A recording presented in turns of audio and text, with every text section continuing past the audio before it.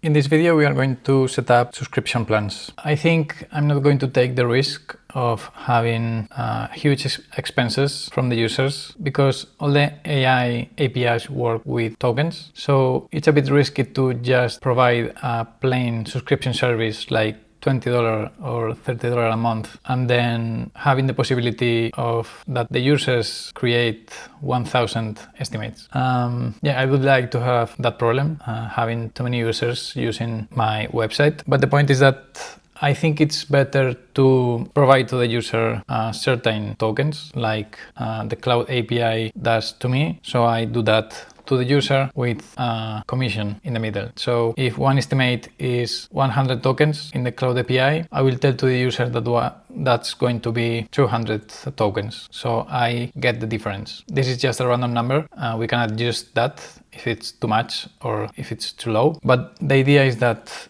we pay a subscription that gives you an usage of tokens, and then you can add more tokens in case that in that month you run out of tokens. So let's ask Claude to do that. I want to add a subscription plan for each user. I want them to pay a certain amount each month that will give the user an amount of tokens. So when the user makes an estimate, it's going to spend as many tokens as I'm using on Cloud API with a plus in order to have a revenue.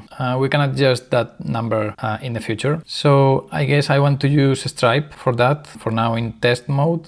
For the price, let's put $20 per month. And one last thing is that the user should have enough tokens to create one single estimate at the beginning, more or less. So you can calculate that. And when someone creates a new account, it has an initial number of tokens in order to create the first estimate.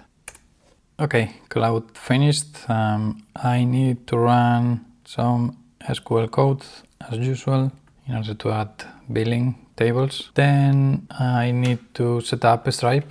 We need to be sure that we are in testing mode. Cool, this is test mode, yeah. So let's go to products, create product called Estimate AI Pro.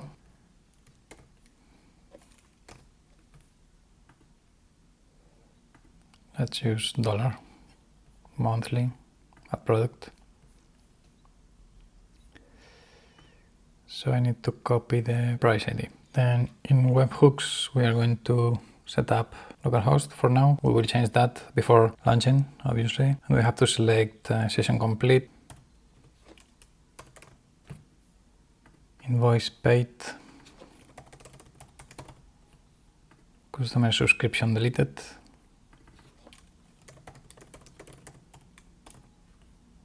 For the webhook, I cannot use localhost. It's not going to redirect there, even if I'm in my computer. So I need to use strip CLI. So let's install it.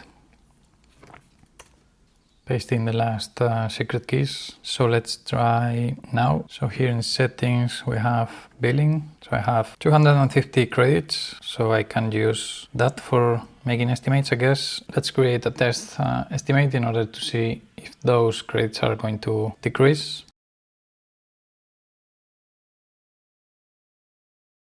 All right, this is a basic estimate. Go with billing. So yeah, we spend some credits here.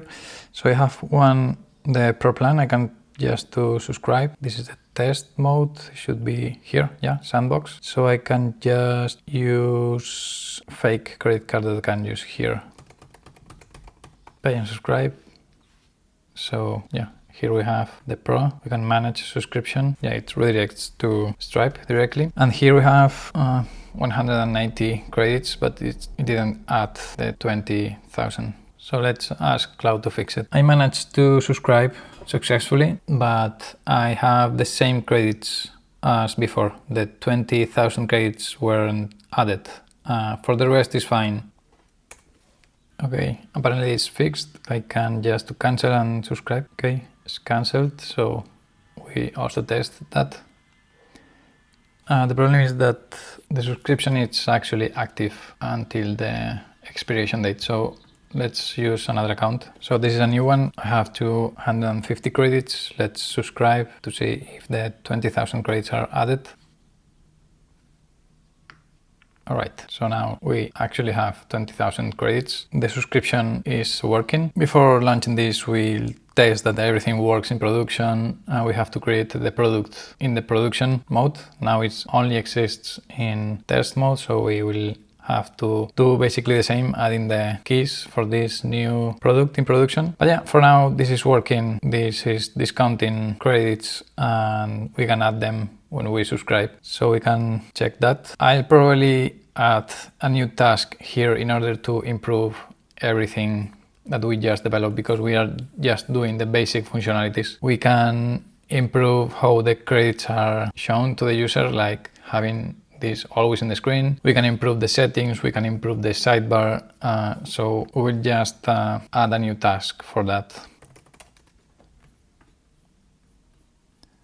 So in the next video, we'll see how to create the policy privacy and the terms and conditions texts in order to add it to the website.